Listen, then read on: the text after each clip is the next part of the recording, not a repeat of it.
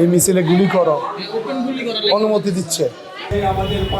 সাধারণ দর্শনার্থীদের জন্য উন্মুক্ত করা হয়েছে জুলাই ৩৬ গণ অভ্যুত্থান স্মৃতি জাদুঘর। শিশু, তরুণ, বৃদ্ধ, শিক্ষার্থী থেকে শুরু করে গৃহিণী সব বয়সের মানুষ গভীর আগ্রহ ও আবেগ নিয়ে ঘুরে দেখছেন জাদুঘরের প্রতিটি কর্নার।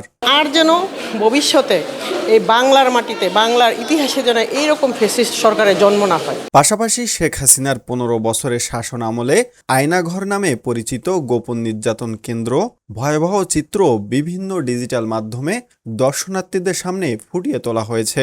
কিভাবে মানুষকে গুম করেছে, খুন করেছে, টর্চার করেছে, এবং বিশেষ করে আয়নাঘরটা বিশেষ করে এখানে সবচেয়ে লক্ষণীয় বিষয় যে এখানে আসলে আপনি আসলে মর্মাহত হবে এবং আপনি চোখে জল এসে যাবে যে অটোমেটিকলি যে কিভাবে মানুষকে নির্মমভাবে হত্যা করতো। পুরনো বয়স্কদের জন্য ৫০ টাকা এবং শিশুদের জন্য ২০ টাকা নির্ধারণ করা হয়েছে প্রবেশ মূল্য।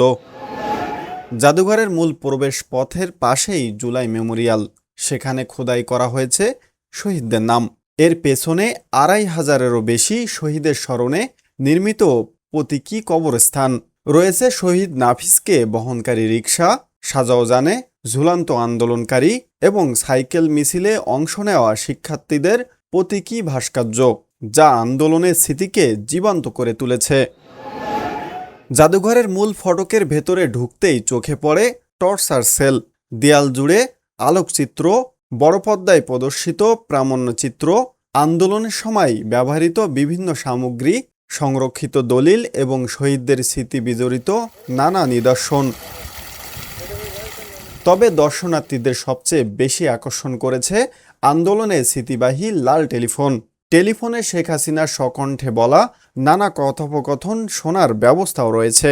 ষড়যন্ত্র করতেছে আপার সাথে। আজকে যে মিছিল হয়েছে, এই মিছিলে গুলি করো, এই মিছিলে গুলি করো অনুমতি দিচ্ছে। নানক বলতেছে আপাকে, কি বলতেছে, ওখানে যে মিছিল বেরোয়েছে মিছিলে গুলি করো। নানক বলতেছে হাসিনাকে, আপা ওখানে তো ওবায়দুল কাদের সাহেব তার নাম ধরে বলতেছে, আরে ওর কথা বলো না, ওবায়দুল কাদের সাহেব উনি মিথ্যা কথা বলেন। হ্যাঁ, শেখ হাসিনা বলতেছে, তো ওখানে ওটা বন্ধ করতে হবে, নির্দেশনা দিচ্ছে ওগুলো সব বন্ধ করে দাও, ওখানে যাতে কোনো প্রোগ্রাম না হয়। হ্যাঁ, আরো ইন্টারনাল অনেক আলোচনা করতেছে যে ওখানে প্রয়োজনে তোমরা বল প্রয়োগ করো। কেউ মনোযোগ দিয়ে পড়ছেন তথ্য ফলক, কেউ দেখছেন ভিডিও চিত্র, আবার কেউ ছবি তুলে স্মরণীয় করে রাখছেন ইতিহাসের সেই মুহূর্ত। প্রাথমিক সিদ্ধান্ত অনুযায়ী জাতীয় জাদুঘরের আদলে জুলাই গণ অভ্যুত্থান জাদুঘরও সাপ্তাহিক ছুটি বৃহস্পতিবার রাখা হতে পারে। তবে প্রয়োজন অনুযায়ী এই সিদ্ধান্ত পরিবর্তন আনার সুযোগও রয়েছে বলে জানিয়েছেন জাদুঘর কর্তৃপক্ষ। এর আগে বুধবার ৫ আগস্ট সকালে প্রধানমন্ত্রী তারেক রহমান জাদুঘরটির আনুষ্ঠানিক উদ্বোধন করেন।